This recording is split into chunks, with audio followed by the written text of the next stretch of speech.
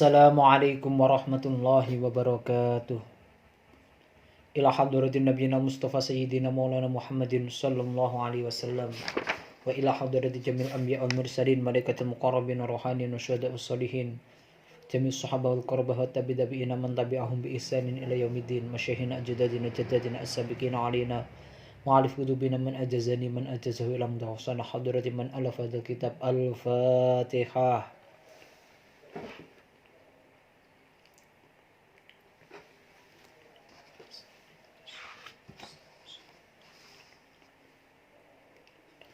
A'udzu billahi minasyaitonir rajim. Bismillahirrahmanirrahim. Qala al-muallif rahimahullahu taala wa nafa'na bihi wa bi'ulumihi fid dharain amin ya rabbal alamin. Al-hadisus sani. Al-hadisu utawi hadis asani kang nomor loro. Utawi iki iku hadis asani kang nomor loro. An Umar den riwayatake saking Sayyidina Umar radhiyallahu taala anhu. Aidon halih maneh pada karo hadis awal. Hadis yang kedua ini rawinya sama, yaitu Sayyidina Umar yang mendengar langsung atau meriwayatkan langsung dari Gusti Kanjeng Nabi Muhammad sallallahu alaihi wasallam. Qala dawu sapa Umar radhiyallahu taala anhu, bainama nahnu ing dalem wektune utawi kita iku julusun kang padha lungguh ing Rasulillah ing dalem sandinge Rasulillah sallallahu alaihi wasallam. Lungguh dzata yaumin ing dalem suwijine dina. Ittola'a dumadaan tumurun. Ittola'a dumadaan tumurun alaina ing atase kita sapa rajulun wong lanang. Sapa rajulun wong lanang syadidu bayadis siyabi kang banget putihe pira-pira sandangane. Kang banget putihe pira-pira sandangane. Syadidu sawadis sya'ari tur kang banget irenge rambute. Tur kang banget irenge rambute. Layura ora den tingali. Ora den tingali alihi ing atase rajulun. Alihi ing atase rajulun apa atharus safari labete lelungan. Apa atharus safari labete lelungan, bekas perjalanan. Wala ya'rifuhu lan ora kenal ing rajulun, lan ora kenal ing rajulun minna saking kita sapa ahadun wong suwiji. Suatu ketika para sahabat bersama Rasulullah duduk-duduk setelah duduk-duduk di masjid. Wa fi riwayatin ini di masjid. Kemudian tiba-tiba ada seorang laki-laki asing yang tidak pernah dikenali, tidak tampak bekas setelah melakukan perjalanan, tiba-tiba datang, kemudian memakai baju yang sangat putih dengan kondisi rambut yang sangat hitam. Hatta jalasa hingga lungguh sapa rajulun. Lungguh ilan nabiyyi maring Kanjeng Nabi sallallahu alaihi wasallam. Fa asnada mongko nyandarake sapa rajulun, nyandarake rukbataihi ing dengkul lorone rajulun ila rukbataihi maring dengkul lorone Kanjeng Nabi. Wa wadaa lan nyelehake sapa rajulun kafaihi ing epe-epeke rajulun ala fakhidaihi ing atase pupu lorone rajulun.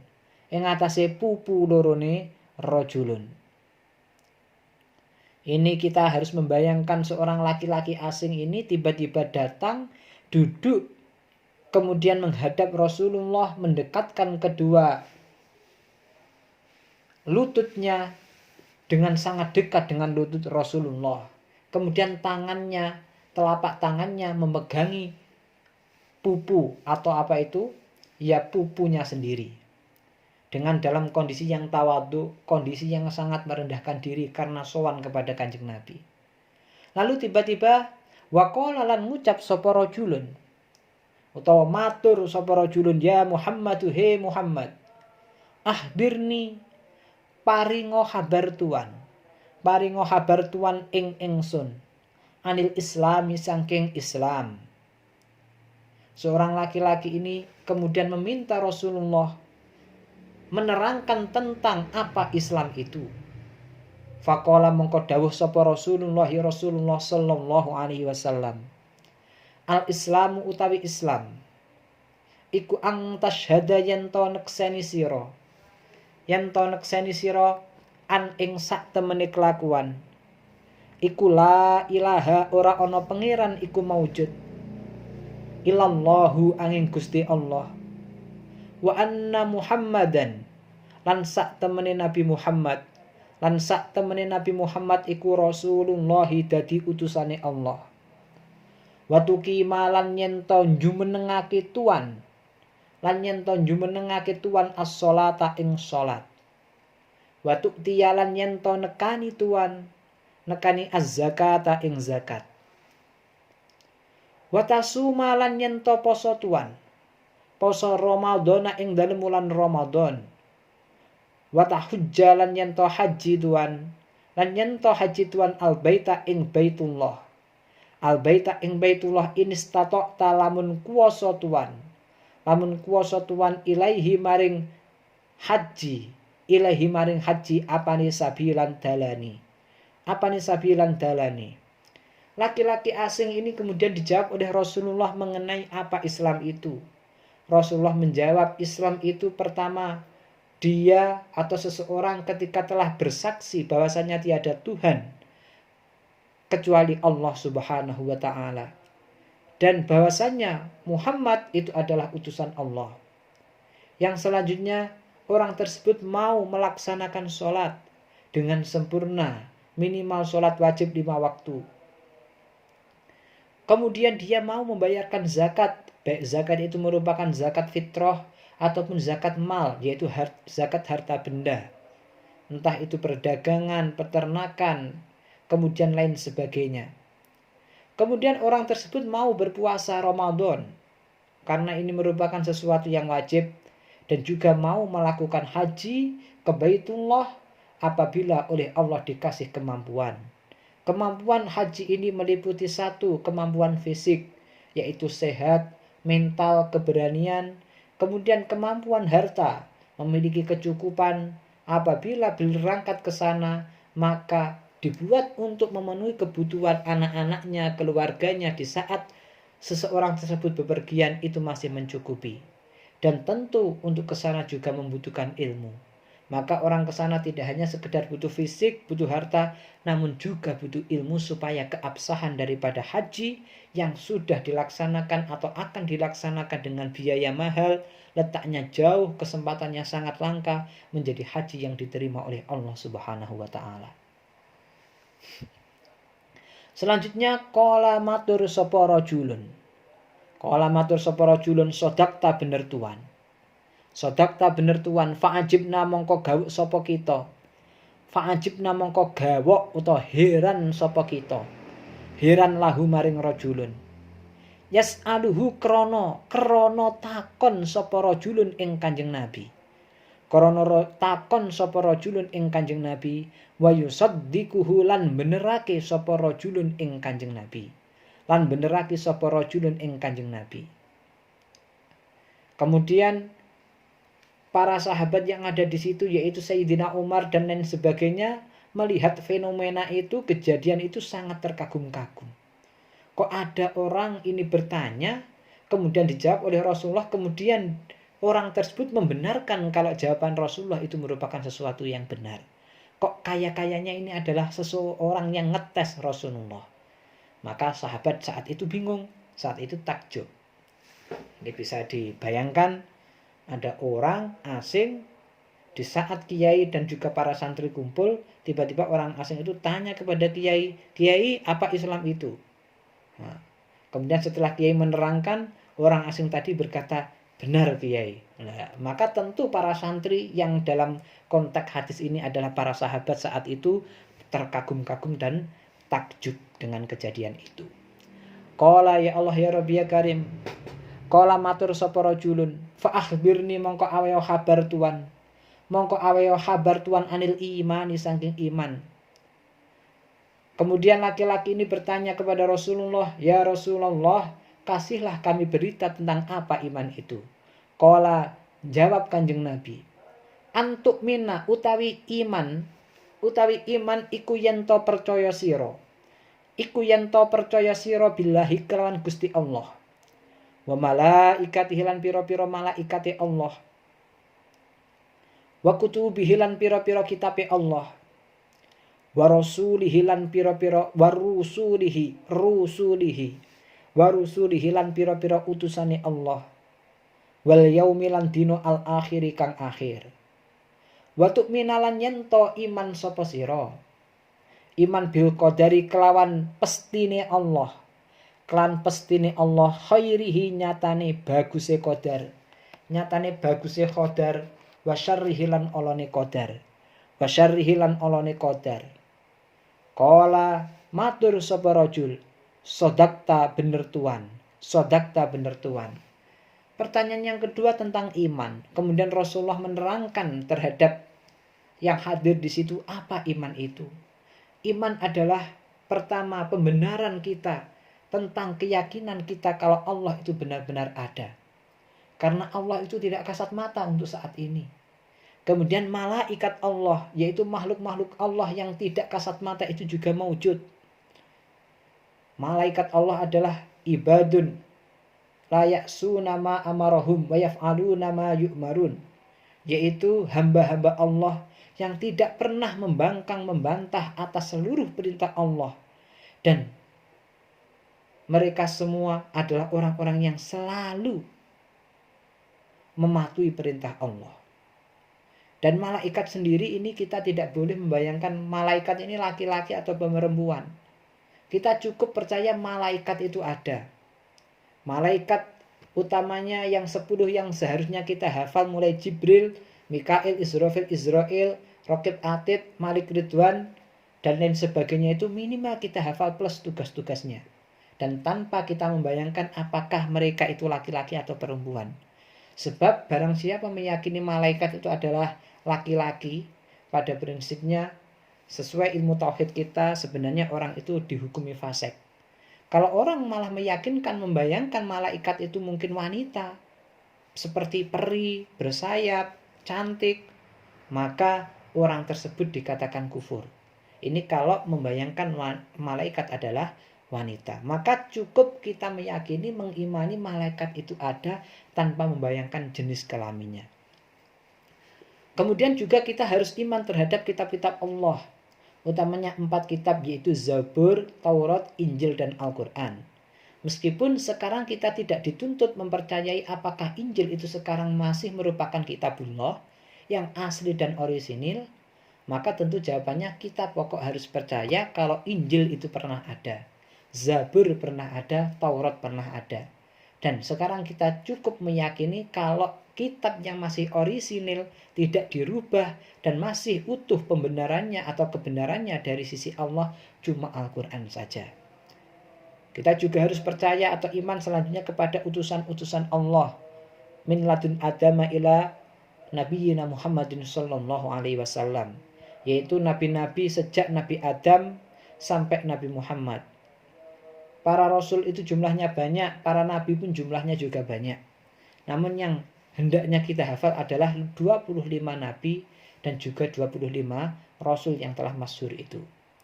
Juga kita harus percaya tentang hari akhir, yaitu hari kiamat.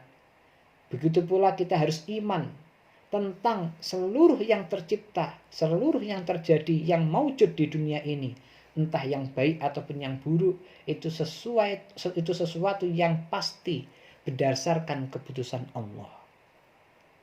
Kalau sesuatu itu baik, semacam kita mendapatkan nikmat, mendapatkan prestasi, keluarga kita dikasih kesehatan, dikasih rezeki yang barokah, yang manfaah, kemudian dikasih kesejahteraan dalam rumah tangga, maka kita patut untuk menambah rasa syukur. Lalu andaikan pengalaman atau kenyataan yang sedang kita alami ini adalah sesuatu yang tampaknya masih pahit, kita tetap harus percaya kalau ini adalah qadarnya Allah. Ini adalah kepastian Allah. Dan harus kita akan terima dengan seluruh kepasrahan dan keyakinan Allah tidak akan mungkin menguji hambanya di atas kemampuan hambanya. Dan kita akan yakin bahwasanya sesuatu itu kalau sudah Allah yang menciptakan, sudah Allah yang memprogram, men-setting, itu pasti akan ada hikmahnya atau keajaiban setelahnya yang kita pasti akan mengetahui kalau kita memang mau menerima dengan ikhlas dan pasrah. Mun Qala matur sapa rajulun fa akhbirni mongko aweho kabar tuan ing ingsun anil ihsani saking ihsan. Qala jawab Kanjeng Nabi sallallahu alaihi wasallam, antak buddha utawi ihsan iku yento ibadah tuan. Yento ibadah tuan Allah ing Gusti Allah. Ka'annaka kaya-kaya sak temene tuan iku tarahu ningali sapa tuan ing Allah.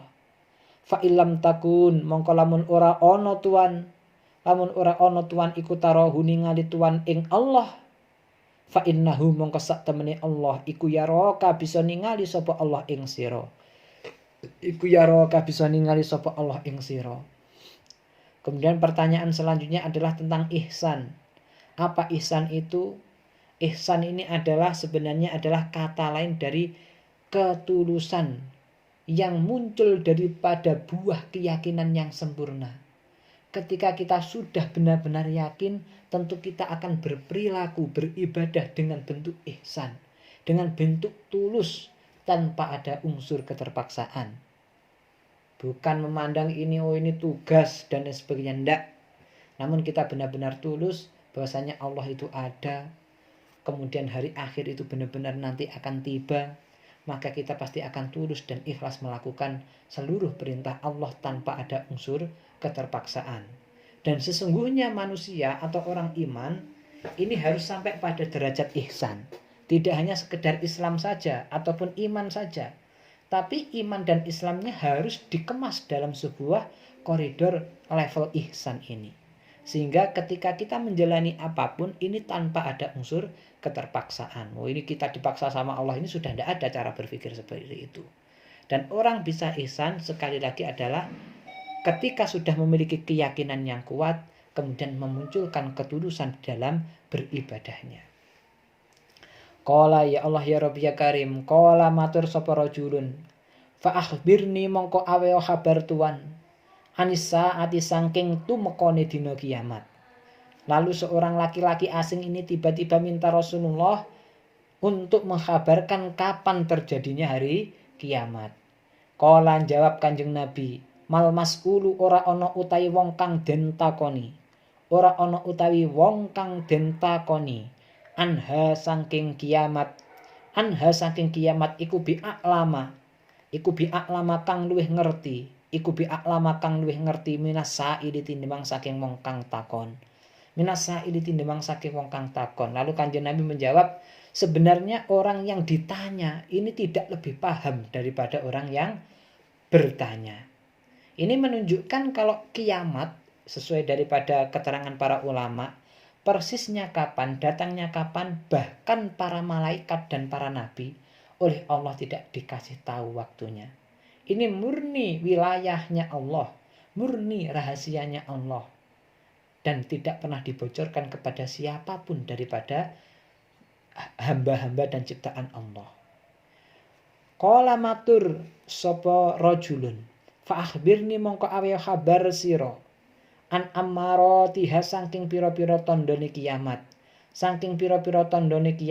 Qala ya Allah ya Rabbi ya Karim. Qala dawuh Kanjeng Nabi, antalida utawi ya Allah ya Rabbi ya Karim. Antalida utawi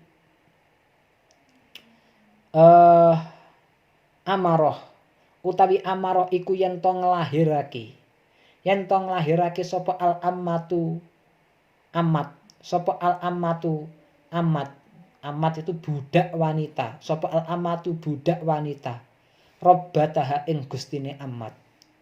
Wa antara lan yen to ningali al hufata ing pira-pira wong kang padha nyeker. Orang yang tidak memakai alas kaki. Al urata kang padha udo. Al alata kang padha melarat. kang padha melarat, ri'a asyai kang padha angon wedhus. Yatatawaluna halih padha onjor-onjoran atau halih padha unggul-unggulan. Halih padha unggul-unggulan sapa ya Allah ya Rabbi ya Karim al-khufat. Halih padha unggul-unggulan sapa al-khufat fil bunyani ing dalem pira-pira bangunan.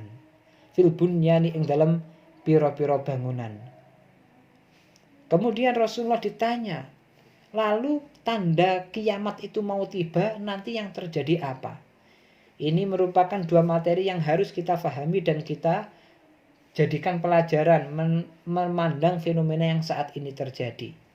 Rasulullah di sini menerangkan tanda kiamat pertama adalah antalidal amatu robbataha, di mana seorang ibu telah melahirkan gustinya, telah melahirkan majikannya.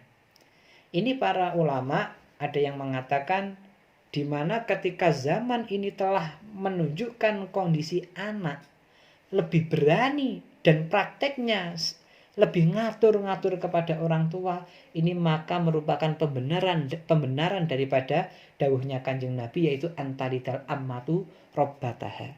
Karena seharusnya anak itu ikut dan manut terhadap orang tua. Namun ketika zaman telah menunjukkan banyak orang tua manut kepada anak kalau minta ini enggak dituruti, orang tuanya kemudian kalah di dalam memegangi prinsip. Kalau kemudian anaknya enggak minta ini, enggak dituruti, maka kemudian orang tua kemudian malah menjadi budaknya atau patuh kepada anaknya, dan anak semakin membangkang ke orang tua. Ini merupakan tanda zaman itu telah dekat dengan kiamat. Dan kita patut takut, patut mawas diri, karena fenomena zaman sekarang benar-benar banyak. Yang namanya anak ini berani sekali dengan orang tuanya. Nggak mau sekolah kalau tidak diberikan sepeda. Nggak mau sekolah kalau nggak dibelikan HP yang bagus. Seolah-olah sekolah bukan kebutuhan anak lagi, tapi malah jadi kebutuhan orang tua. Nah, yang seperti ini merupakan tanda akan datangnya kiamat. Semoga para santri yang ngaji ini menjadi generasi yang tidak seperti itu, yaitu menjadi generasi anak-anak solih, anak-anak solihah yang selalu patuh dan membanggakan kedua orang tuanya. Selanjutnya tanda kiamat adalah yaitu saat orang-orang yang saat dulu itu adalah nyeker, berarti dia sangat melarat, wong sandal saja ndak punya. Kemudian kehidupannya telanjang, berarti kebutuhan pakaian sandangnya tidak cukup. Dan mereka adalah orang-orang miskin, kebiasaannya menggembala kambing. Kemudian suatu saat mereka akan menjadi generasi, menjadi orang-orang yang sangat berlomba-lomba di dalam membuat bangunan yang tinggi-tinggi menjulang. Ini para ulama juga mengartikan tentang fenomena yang sekarang terjadi baik di Timur Tengah, di Arab dan lain sebagainya. Orang-orang Arab dulu saat Rasulullah bersabda ini, maka mereka sebenarnya adalah orang-orang yang cenderung miskin. Karena di saat itu bangsa yang besar itu adalah bangsa Romawi, bangsa Persia. Orang Arab itu dipandang sebelah mata. Kehidupannya cuma menjadi penggembala, kemudian berjalan di padang pasir dengan tidak memakai alas kaki. Kemudian pakaiannya tidak utuh, cuma separuh badan. Tapi kayak apa ketika kita melihat kondisi sekarang, orang-orang Arab, orang-orang Timur Tengah pada berlomba-lomba membangun sebuah bangunan yang tinggi menjulang. Kita bisa tahu di Dubai atau Uni Emirat, di sana ada bangunan gedung Burj Khalifa, termasuk bangunan tertinggi di dunia. Kemudian di Mekah juga sendiri ada Abraj Tower atau Tower Zamzam, persis terletak di depan Masjid Nabawi, atau biasa kita menyebutkan dengan Hotel Jam. Ini merupakan sebuah gedung, hotel, apartemen yang dipandang dari segala penjuru kota. Ini tampak itu. Bahkan gunung pun tersalib dari ketinggian bangunan ini. Dan ini juga merupakan pembenaran daripada dawuhnya Kanjeng Nabi, orang-orang yang dulu nenek moyangnya miskin, tiba anak cucu kemudian berlomba-lomba menjadi orang yang sangat kaya raya dalam bangunan berlomba-lomba mana yang paling tinggi. Dan ini kita patut waspada, sebenarnya kita mungkin sekali telah hidup di zaman akhir. Semoga kita selalu ingat, selalu waspada, memperbanyak istighfar, taat kepada Allah, hingga kita diselamatkan dari fitnah-fitnah hari akhir ini. Sumang tolakonu lilungo sopo ya Allah ya Rabbi ya Karim rojulun. Falabistu mongko meneng sopo ingsun. Ingsun ini adalah Sayyidina Umar. Malian ing dalam waktu kang suwi. Malian ing dalam waktu kang suwi. Ini sebagian kitab syarah mengatakan salah sata ayyamin. Sayyidina Umar ini diam 3 malam. Atau 3 hari 3 malam. Sumakola nuli dawuh Kanjeng Nabi, ya Umaru he Umar, atadri apa ta weruh sira? Man utawi sapa iku asa ilu wong kang takon. Iku asa ilu wong kang takon kultu jawab sapa ingsun. Allahu utai Gusti Allah wa rasuluhu lan utusane Allah iku a'lamu kang maha pirsa. Kala jawab Kanjeng Nabi, fa innahu mongko sak temene as-sa'il. Mongko sak temene as-sa'il iku Jibrilu malaikat Jibril. Atakum teka sapa Jibril ing sira kabeh. Teka sapa Jibril ing sira kabeh yu'allimukum. Halih mulang sapa Jibril ing sira kabeh. Halih mulang sapa Jibril ing sira kabeh dinakum ing agama sira kabeh. Dinakum ing agama sira kabeh. Rawahu ngriwayatake ing hadal hadis. Riwayatake ing hadal hadis sapa Muslimun Imam Muslim. Kemudian yang terakhir, Sayyidina Umar ditanya oleh Rasulullah, ya Umar, apakah kau tahu siapa laki-laki asing yang tiba-tiba datang itu? Kemudian Umar menjawab, Allah dan Rasulnya tentu lebih tahu. Lalu Kanjeng Nabi memberikan sebuah jawaban lagi, sesungguhnya yang datang itu malaikat Jibril. Jibril datang untuk mengajari kepada kalian semua tentang agama kalian. Nah, ini merupakan sesuatu yang penting. Kita bisa tahu bagaimana cara Jibril datang kepada Kanjeng Nabi. Di awal hadis dikatakan Jibril datang dengan kondisi syadidu bayadis siyab, syadidu sawabis sa'ar, yaitu datang dengan kondisi rapi. Ini menunjukkan kepada kita bagaimanapun kita ini kalau sekolah, kalau belajar harus rapi, pakaiannya bersih, syukur bisa wangi. Syukur bisa juga putih, karena ini malaikat Jibril datangnya dengan pakaian yang putih. Kemudian syadidus sawadis sya'ar, malaikat Jibril datang saat itu dengan kondisi rambut yang sangat-sangat hitam. Ini memberikan sebuah isyarah atau pesan kepada kita bahasanya waktu mencari ilmu terbaik itu adalah waktu muda. Di saat orang-orang yang muda itu rambutnya masih hitam semua, maka di situ menunjukkan kalau pola pikir kita atau kekuatan berpikir manusia itu yang masih muda merupakan masa berpikirnya masih sangat kuat. Masa berpikirnya masih sangat hebat. Ketika menghafal pasti bisa dihafal, ketika memahami pasti bisa difahami. Maka jangan sampai para pemuda, para santri di rumah males. Kalau sampean males, lumuh, kemudian tidak mau belajar, iman-iman masa muda kalian. Nanti kalau udah tua, rambutnya putih, mau belajar itu susah. Sekali diajar, nanti lupa, diajar, lupa. Maka dari pesan ini menunjukkan kalau insya Allah belajarnya kita di pondok, kemudian ngaji kita di usia muda ini merupakan sebuah pilihan yang tepat, pilihan yang pas. Ilahuna wallahu ta'ala a'lamu bissawab.